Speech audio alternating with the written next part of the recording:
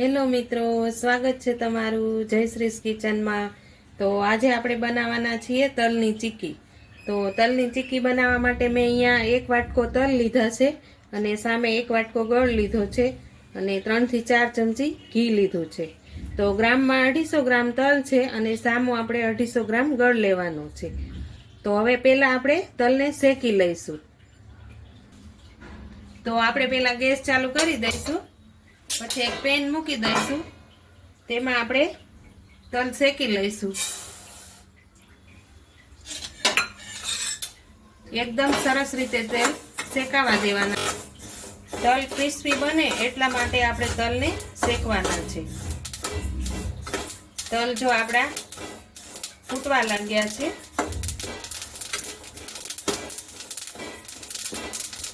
આ રીતે આપણે તલને શેકી લેવાના છે। તો આપણા તલ એકદમ સરસ શેકાઈ ગયા છે। હવે આપણે ગેસને બંધ કરી દઈશું, 5 મિનિટ ઠંડા થવા દઈશું। તો આપણે પહેલા પથ્થર ઉપર થોડું ઘી લગાવી લઈશું, કારણ કે આપણે અહીંયા બનાવવાના છીએ એટલે પહેલેથી જ આપણે ઘી લગાવી દઈશું।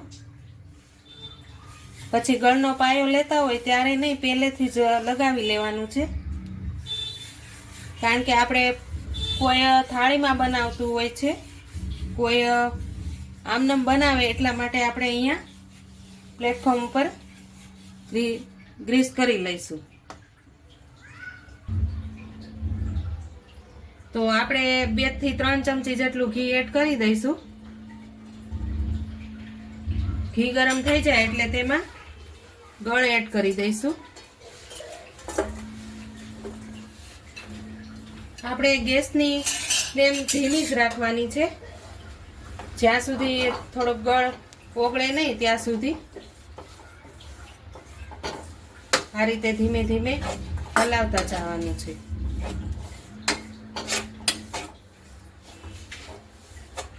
3 થી 4 મિનિટ જેટલું ગળ ઓગળતા થાય છે।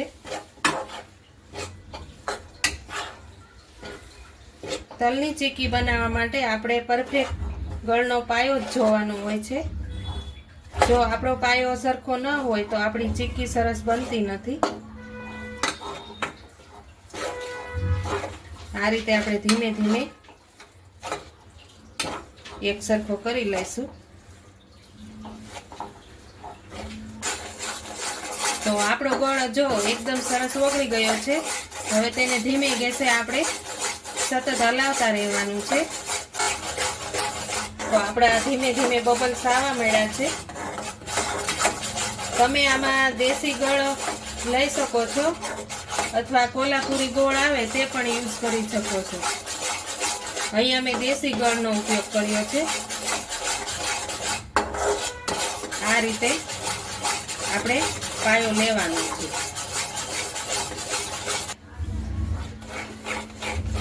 તો આપણે ચેક કરી લઈએ કે આપણો પાયો આવી ગયો છે કે નહીં। તો આ રીતે પાણીમાં થોડું એડ કરી દેવાનું છે। તો હવે આપણે ચેક કરી લઈશું। આ રીતે ચેક કરવાનું, જો 2 હાથે કરશું એટલે કટકા થઈ જશે અને અવાજ પણ આવશે। જો તો હવે આપણે તેમાં તલ એડ કરી દઈશું। તો હવે આપણે તલ એડ કરી દઈશું।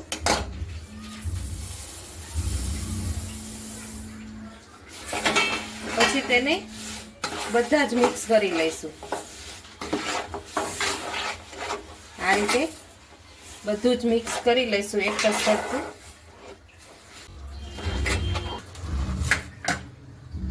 તો હવે આપણે અહીંયા પથ્થર ઉપર ઘી લગાવ્યું છે ત્યાં આપણે પાથરી દઈશું। આ રીતે બધી જ તલની ચીક્કી છે તે આ રીતે પાથરી દઈશું।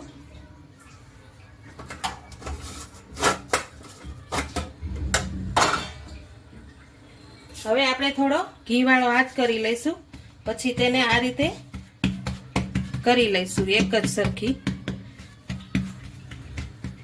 આ રીતે કરીને પછી થોડી ડીશ ઉપર ઘી લગાવી દઈશું અને આ રીતે એકદમ સરસ કરશો એટલે તમારી એકદમ સરસ પતલી બનીને રેડી બની જશે.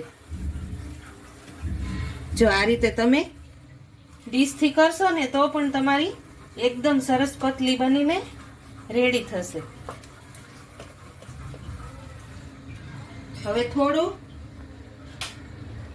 વેલણ ઉપર ઘી લગાવીને સાવ પતલી કરવી હોય તો આ રીતે વેલણથી વણી લેવાની છે. આપણે આ રીતે આપણે થોડી થોડી કરતા વણી લઈશું.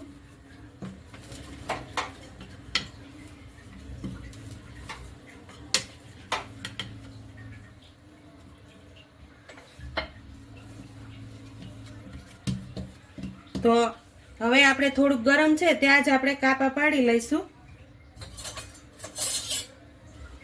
આ રીતે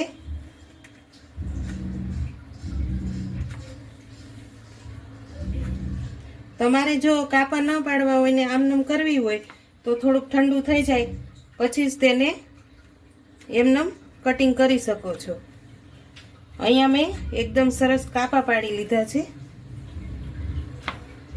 કાપા થોડુંક ગરમ હશે તો જ પડશે, ઠંડામાં નહીં પડે.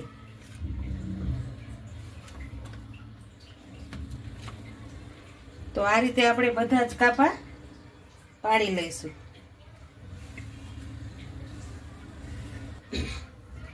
તો આપણી તલની ચીક્કી એકદમ સરસ ઠંડી થઈ ગઈ છે.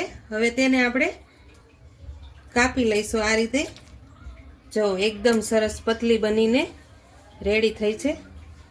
જો તમારો પાયો સારો બનશે ને તો જ તમારી ચીક્કી સરસ બનશે. જો છે ને એકદમ સરસ પતલી. તો આ રીતે આપણે બધી જ એક પ્લેટમાં કાઢી લઈશું.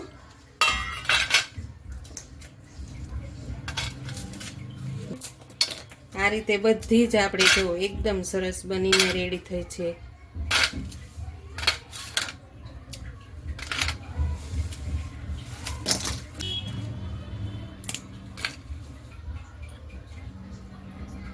તો હવે આપણે સર્વિંગ પ્લેટમાં લઈ લઈશું.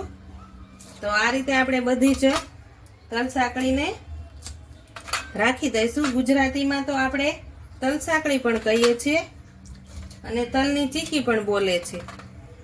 આ રીતે આપણે બધી જ તલ સાંકળીને ડીશમાં લઈ લઈશું.